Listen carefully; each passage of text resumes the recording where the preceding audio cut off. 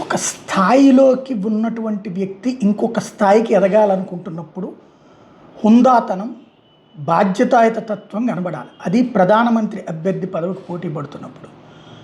ఏదో మన కొంతమంది నాయకులు, నోటి దూల నాయకులు మాట్లాడేటటువంటి భాషని కంట్రోల్ చేసుకోవాలి. ఇప్పుడు రాహుల్ గాంధీ గారి డైలాగు, ఏడాదిలోపు మోడీ పదవి పోతుంది, కీలక వ్యవస్థల అంతర్గత తిరుగుబాటు, సిఈసి, ఇంటెలిజెన్స్ చీఫ్, న్యాయ వ్యవస్థలోని కీలక వ్యక్తులు నాతో టచ్లో ఉన్నారు, మోడీ షా ఎమర్జెన్సీ విధించవచ్చు. రాహుల్ గాంధీ సంచలన వ్యాఖ్య.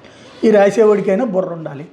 ఆయన అదే మాట్లాడుతూ ఉంటాడు. అందులో సంచలనమే ఉంది. వాళ్ళందరూ టచ్లో ఉండి ఏం చేస్తారు ఇప్పుడు? ఇదేమన్నా భారతదేశం, ఏమైనా బంగ్లాదేశా, లేకపోతే నేపాలా, లేకపోతే శ్రీలంక?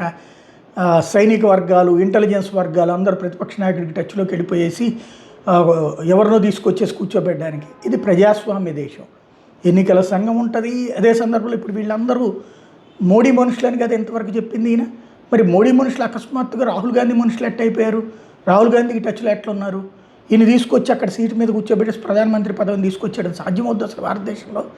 145 కోట్ల జనాభా ఉన్నటువంటి భారతదేశంలో అట్లాంటి దిక్కుమాలిన పని ఏదైనా చేస్తే ఊచకోతకు వస్తారు జనం. మామూలుగా ఉండదు. ఇంతవరకు చూసి చూడనట్టున్నటువంటి హిందువులందరూ కనుక, జాతీయవాదులంతా కనుక తలా ఒక కర్ర తీసుకుని రోడ్డు మీదకి వస్తే ఇట్లాంటి అధవేషాలు వేసేవాడు ఎవడు మిగలడు. అలాంటి ఆర్గనైజేషనల్ శక్తి ఉంది. చేతకాక కాదు, చేవలేక కాదు.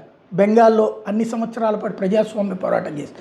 ఉత్తరప్రదేశ్లో అన్ని సంవత్సరాల పాటు ప్రజాస్వామ్య పోరాటం చేసింది. త్రిపురలో అన్ని సంవత్సరాల పాటు ప్రజాస్వామ్య పోరాటం చేసింది. ఎవరో ఒక ఉగ్రవాద సంస్థలతో మిక్స్ అయిపోయి కాంగ్రెస్కి మళ్ళీ చేసుకోవాలా, నక్సలైట్లతో కలిసి అధికారంలోకి ఛత్తీస్గఢ్లో, కర్ణాటకలో, ఛత్తీస్గఢ్, తెలంగాణలో వచ్చినట్టు రాలేదు. అది గుర్తుపెట్టుకోలేదు. బీజేపీ కోసం చెప్పటం లేదు. రాహుల్ గాంధీ లాంటి అసమర్థుడు మాగే బాగుడు భారతదేశ ప్రధానమంత్రి హోదాకి ఇతరులాంటి ఎట్ట పోటీ పడుతున్నాడని బాధేస్తుంది అన్నమాట.